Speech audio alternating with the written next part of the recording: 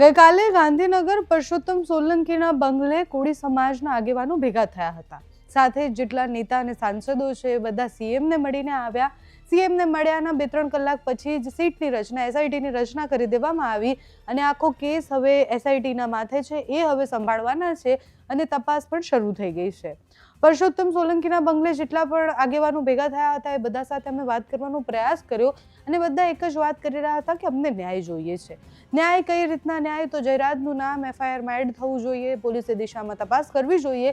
હવે એસઆઈટીની રચના પછી એમને આશાની કિરણ દેખાઈ રહી છે. નવનીતભાઈનો પણ વિડીયો સામે આવે છે. એમાં એ કહી રહ્યા છે કે મને વિશ્વાસ છે કે એસઆઈટી સરખી રીતના તપાસ કરશે.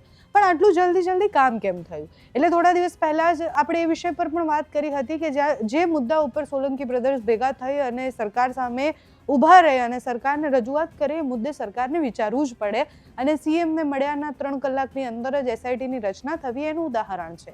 પરસોત્તમ સોલંકીની તબિયત બહુ જ સારી ન હોવાના કારણે એ મળી નહોતા શક્યા સીએમને, એટલે એ ત્યાં ઘરે જ હતા. પણ ગૃહમંત્રી સાથે એમને વિડીયો કોન્ફરન્સના માધ્યમથી વાત કરી હતી. જે તે સમયે નવનીતભાઈને મળવા માટે જ્યારે હીરા સોલંકી ગયા ત્યારે પણ હીરા સોલંકી અને પરસોત્તમ સોલંકીનો એ ફોનો હતો. ફોનમાં એ વાત કરી રહ્યા હતા અને કહી રહ્યા હતા કે ગૃહમંત્રી સુધી પહોંચવું પડે તો પણ પહોંચીશું અને સાથે જ અમારે સીએમ પાસે જવું પડે તો પણ જઈશું. એટલે ગઈકાલે પરસોત્તમ સોલંકીએ વિડીયો કોન્ફરન્સના માધ્યમથી ગૃહમંત્રી સાથે વાત કરી હોય એ વાત પણ થઈ રહી છે. પરસોત્તમ સોલંકીની પ્રતિક્રિયા ગઈકાલે જ્યારે મીડિયા લઈ રહ્યા હતા ત્યારે પણ એમનું એવું કહેવું હતું કે અમને વિશ્વાસ છે કે સરકાર આમાં સકારાત્મક રીતના નિર્ણય લેશે, કારણ કે અમારા બધા જ આગેવાનો એટલે 13 જેટલા ધારાસભ્ય અને બીજા સાંસદ ભેગા થઈ અને ત્યાં ગયા હતા. કોઈ પણ પક્ષ નહીં, બધા જ પક્ષના ભેગા થઈ અને ત્યાં ગયા હતા અને પછી સીએમને રજૂઆત પણ કરી હતી. એ રજૂઆત પછી સીએમે પણ એવું આશ્વાસન આપ્યું હતું કે અમે આ વિષય પર ધ્યાન દોરી દઈશું અને આ વિષય પર જે રીતના જલ્દી કાર્યવાહી થઈ શકતી હોય એમ કરીશું અને પછી એસઆઈટીની રચના થવી. હવે એસઆઈટીને કામ સોંપી દેવામાં આવ્યું છે. પરસોત્તમ સોલંકી ગઈકાલે શું કહી રહ્યા હતા એ પહેલા તમે સાંભળો.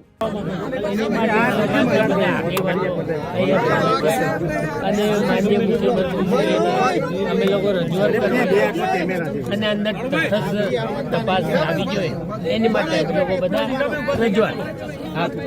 ભાઈ આજે વાત આવી છે, વિવાદ આવ્યો છે, આમાં ક્યાંક એવું લાગે છે કે સમાજ સામે આવ્યા હોય? નહીં, એવું કોઈ વાત નથી.